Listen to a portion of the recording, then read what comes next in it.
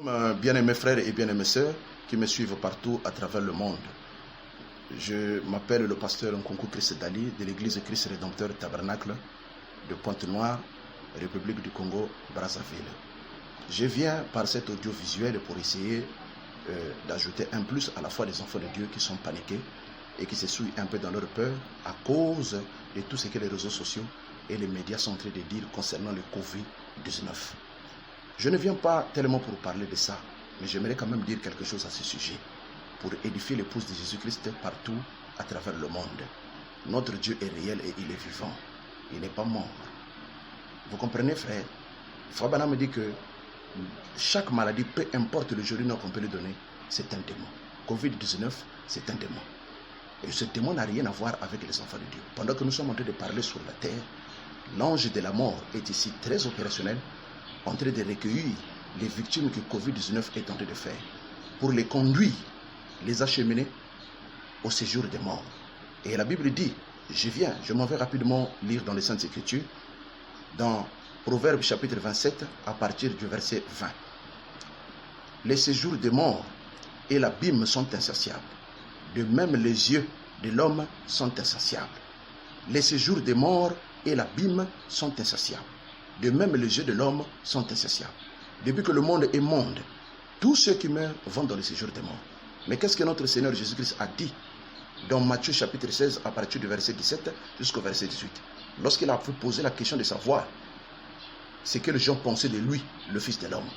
Et l'apôtre Pierre a dit que toi tu es le Christ, le Fils de Dieu vivant. Et Jésus lui a répondu, ce n'est pas la chair et le sang qui t'ont révélé cela, mais c'est mon Père qui est dans le ciel qui te l'a révélé. Et moi j'ai dit que tu es Pierre, et sous cette pierre je bâtirai mon église, et les portes de séjour des morts ne prévaudront point contre elle. Donc les portes de séjour des morts et l'abîme qui sont insatiables ne peuvent pas prévaloir contre l'église. Et Jésus a dit, je vous donne le pouvoir et l'autorité de marcher sur les serpents, les scorpions et sur toute la puissance de l'ennemi. Donc Covid-19 c'est un démon. Il n'a rien à voir avec les enfants de Dieu. Quand il s'approche de vous, chassez-le. Ce n'est qu'un démon, peu importe le joli nom qu'on peut lui donner. Le diable est en train de faire la publicité de ce démon-là dans les médias, 24 heures sur 24. C'est pour terroriser les enfants de Dieu, diminuer leur foi, afin de pénétrer chaque famille et chaque foyer sur la terre. Et pour faire d'eux des rétrogrades, des gens qui n'ont pas la foi et qui ne peuvent pas baser leur foi sur la parole de Dieu. Frère Branham me dit que quand il s'agit d'une maladie, la foi doit aller au-delà pour défier la science. Quand la science dit qu'il ne te reste pas beaucoup de temps à vivre sur la terre, tu mourras parce que tu as un cancer généralisé. Et le prophète dit que c'est en ce moment-là que ta foi doit s'élever pour croire que par ces maîtresses, nous avons été guéris. Donc pour revenir à ce que j'ai dit, les séjours des morts et l'abîme sont insatiables. Comme les yeux de l'homme sont insatiables. Et Jésus nous a dit que les portes des séjours des morts ne prévaudront point contre cette église qui a la révélation de qui il est. Vous comprenez, frère? Donc ceci nous donne un pouvoir et nous sommes exemptés de cette maladie si nous marchons dans la foi et dans la vie de la parole. Lorsque vous prenez l'Apocalypse chapitre 1 à partir du verset 17 jusqu'au verset 18, écoutez ce que les Saintes Écritures disent. Quand je le vis, je tombais à ses pieds comme mort. Il posa sur moi sa main droite en disant, ne crains point, je suis le premier et le dernier, le vivant. J'étais mort et voici je suis vivant au siècle des siècles. Je tiens les clés de la mort et du séjour des morts. Donc le Seigneur tient les clés de la mort et du séjour des morts. Donc si le Seigneur n'ouvre pas, toi tu ne peux pas quitter la terre pour partir. Est-ce que vous comprenez? Parce que nous marchons avec le Seigneur. La foi de tout véritable fils ou fille de Dieu doit être basée sur la parole. Donc c'est que quand les gens disent autre chose et que la parole de Dieu dit autre chose, nous devrons mettre notre foi dans la parole. Si vous n'avez pas la foi pour vaincre le Covid-19, vous n'avez pas la foi de la guérison, comment pouvez-vous prétendre avoir la foi de l'enlèvement? C'est ce que Frère Branham dit dans son message intitulé « Messieurs, est-ce l'heure ?» Si vous n'avez pas la foi de la guérison, vous ne pouvez pas prétendre avoir la foi de l'enlèvement. J'espère que vous êtes avec moi pendant que nous sommes en train de continuer.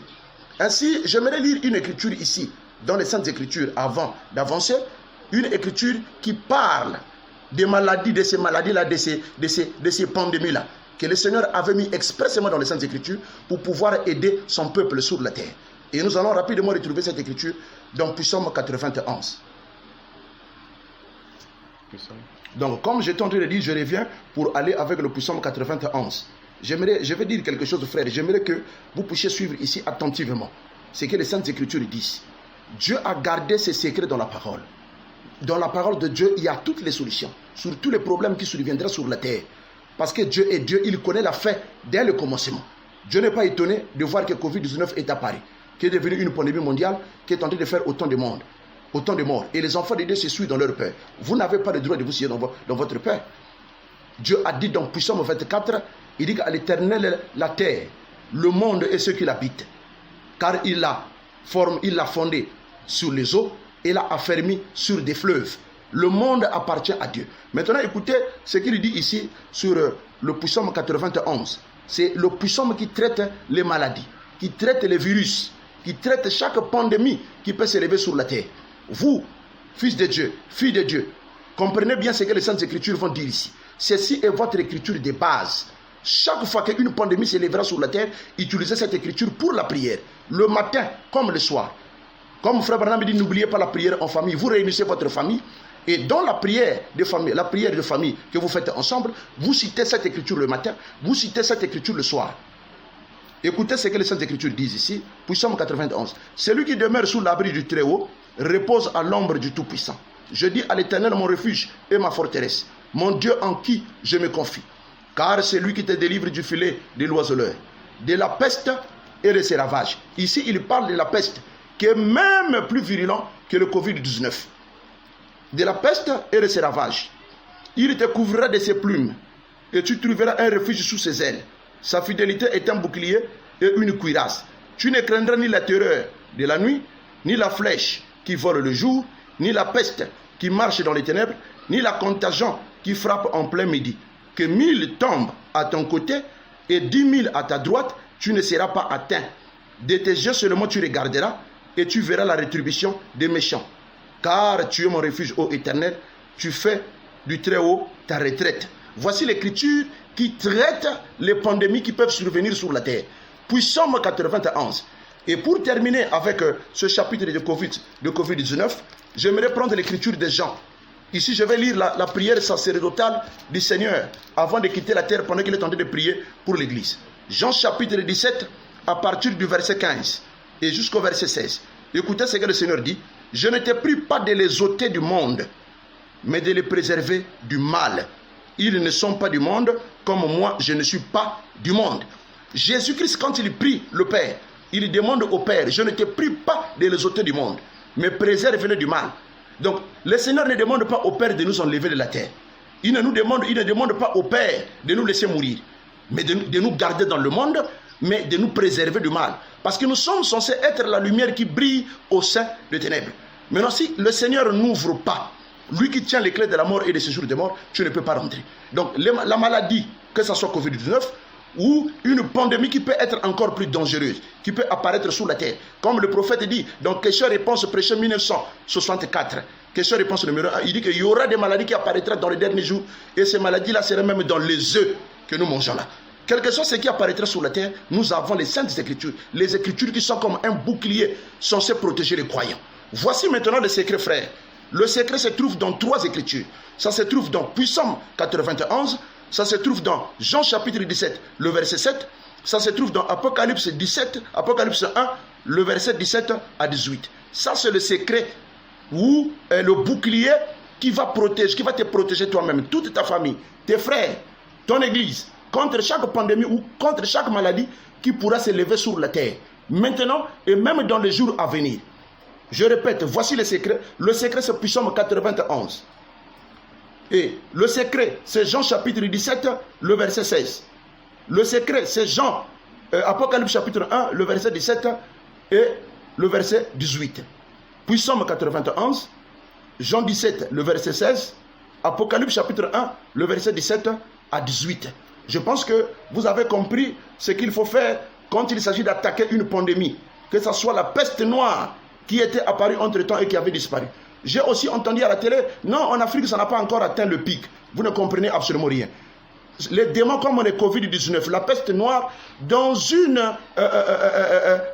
un siècle, ça peut apparaître au moins 1 ou 2 fois. Ça apparaît comme par enchantement, et puis ça disparaît aussi comme par enchantement. Ça n'atteindra plus jamais le pic. Nous sommes arrivés à la fin, c'est terminé. Parce que celui qui commande l'univers a placé, a ordonné, il y a un temps, a dit qu'il y a un temps pour chaque chose. Ça va disparaître pour toujours et ça n'apparaîtra plus jamais dans cette décennie-là. Bon, maintenant, pour clore avec ce chapitre-là, j'aimerais quand même donner aussi une précision ici en ce qui concerne le message de l'heure. Beaucoup de gens posent la question, qu'est-ce que c'est le message de l'heure? La Bible n'est-elle pas le message de l'heure? Parce qu'il n'y a pas un autre livre en dehors de la Bible. La Bible est le seul manuel des croyants, des chrétiens. Frère Branham dit dans le message de la marque de la bête, nous n'avons pas un autre credo que Christ, un autre dogme que l'amour et un seul manuel que la Bible. Si vous comprenez, frère. Et quand on dit qu'est-ce le message de l'heure, c'est quoi c'est le message de l'heure? On pose la question à beaucoup de frères, même à beaucoup de prédicateurs, ils n'arrivent pas à répondre. Comment vous êtes dans le message, toi tu prêches le message, tu ne peux pas répondre à une simple question quand on te dit qu'est-ce que c'est le message de l'heure? Non, c'est le message apporté par William Marion Branham. Oui, c'est vrai, apporté par William Marion Branham. Mais le message là, c'est quoi? Le message, c'est l'ensemble des paroles et des promesses qui sont dans la Bible, qui concernent le temps dans lequel nous sommes en train de vivre. L'ensemble des paroles et des promesses qui concernent ce temps. Et cet ensemble des paroles et des promesses réunies forment le message de l'heure. Et quelles sont ces promesses? Ces promesses, c'est Malachie chapitre 4, Luc 17, 30, l'Apocalypse chapitre 10, le verset 7. Là, il est parlé de la voix du 7e ange. Vous pouvez descendre de 8 à 11. Parce que là, il est parlé de l'épouse qui est représentée dans Jean. Là-bas, il lui est dit, prends le livre, avale et prophétise de nouveau. Ça, c'est un ministère. Et quelles sont ces promesses? Zacharie 14, 7, Joël 2, 28. Oui, mes frères, Joël 2, 28 qui parle du Saint-Esprit qui doit apparaître dans les derniers jours.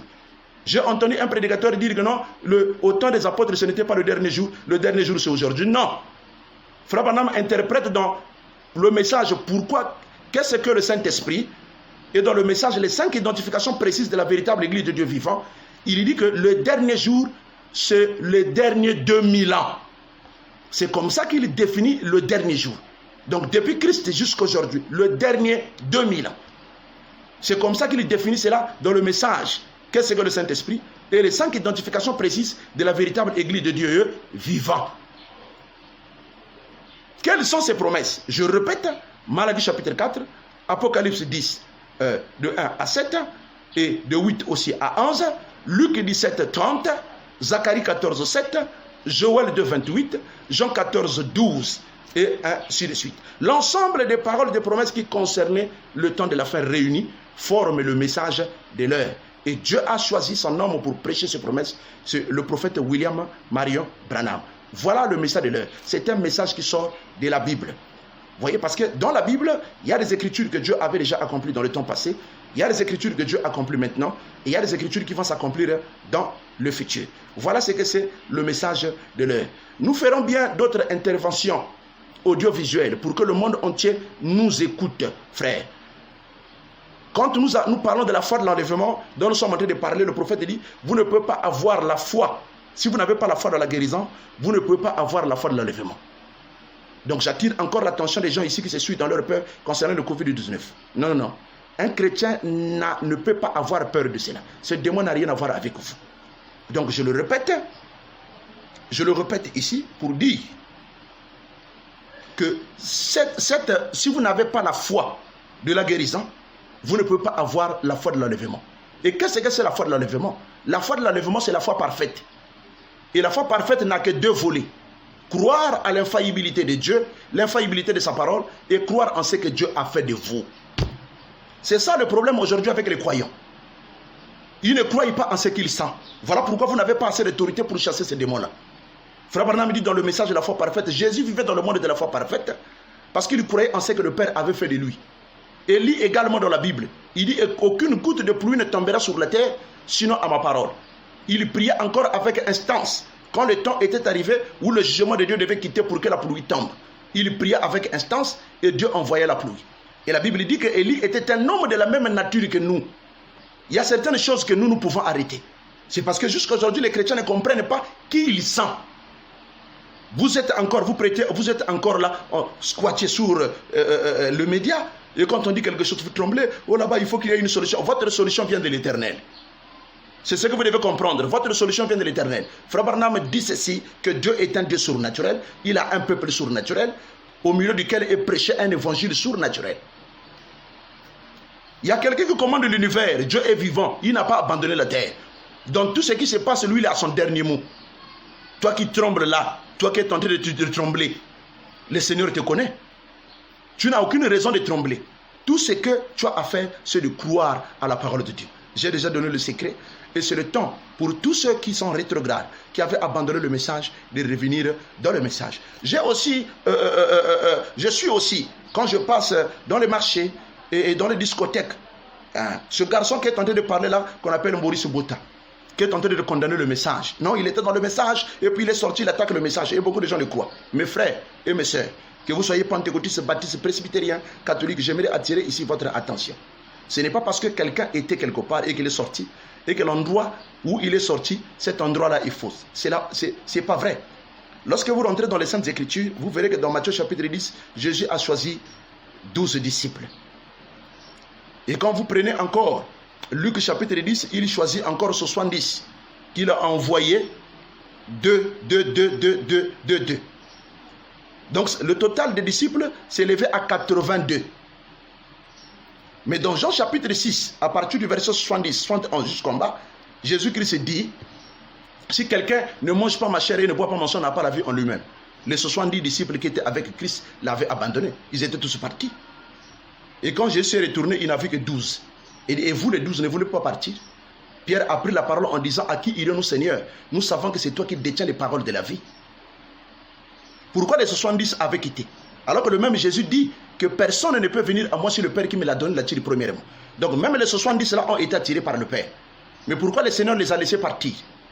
Il ne s'agit pas ici de l'église d'un pasteur ou de l'église du prophète Branham. Il s'agit ici de l'église du pasteur Jésus-Christ qui est le pasteur des pasteurs. Il avait 90 disciples, mais quand il a fait cette déclaration, 70 disciples l'ont quitté. Et l'église de Jésus était restée avec 12 disciples. Et il dit, ce n'est pas vous qui m'avez choisi, c'est moi qui vous ai choisi, et l'un de vous est un démon. La Bible dit, il parlait là de Judas Iscariote, lui l'un des 12 qui devait le livrer. Quand les 70 disciples ont quitté Jésus, frère, ils sont allés prêcher contre lui. Nous avons marché avec lui. Nous avons dormi avec lui, on a mangé avec lui. Nous l'avons nous-mêmes entendu. Nous avons nous-mêmes entendu de sa propre parole, de sa propre bouche dire que nous devons manger son sang et boire son sang et manger sa chair. On a compris que c'est un cannibale, c'est un magicien, c'est même un sorcier. Donc voilà pourquoi nous l'avons quitté. Et beaucoup de gens aussi ont crié à ce 70. Est-ce qu'ils avaient raison? Non, ils n'avaient pas raison. Ils avaient mal compris la parole. Pourquoi le Seigneur a laissé ce type-là dans les Écritures?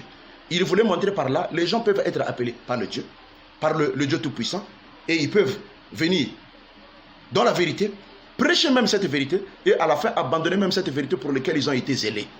Ce n'est pas parce que quelqu'un a quitté quelque part et qu'il va parler en mal de cet endroit-là que réellement cet endroit est faux. Non, moi je crois ici que cet homme, Maurice Bota, n'avait jamais compris le message de l'heure. N'avait jamais compris le message, parce que ce message n'est reçu que par prédestination. Si vous n'avez pas été prédestiné par le message, eh bien, vous pouvez commencer, vous pouvez rentrer dans le message, mais certainement vous finirez par abandonner le message et repartir dans le monde. Donc, c'est l'un des 70 modernes aujourd'hui, parmi les multitudes de prédicateurs ou les multitudes de gens qui étaient dans le message, qui sont répartis dans la dénomination. Il représente les 70 disciples aujourd'hui modernes, comme à l'époque de Jésus. Merci beaucoup, que le Seigneur vous bénisse. C'était là votre serviteur, le pasteur Nkonkou Dali, de l'église Christ Rédempteur Tabernacle de Pointe-Noire, Congo-Brazzaville. Nous nous retrouverons prochainement. S'il y a des gens qui veulent me contacter, ils peuvent me contacter à mon numéro, le 06 645 31 67.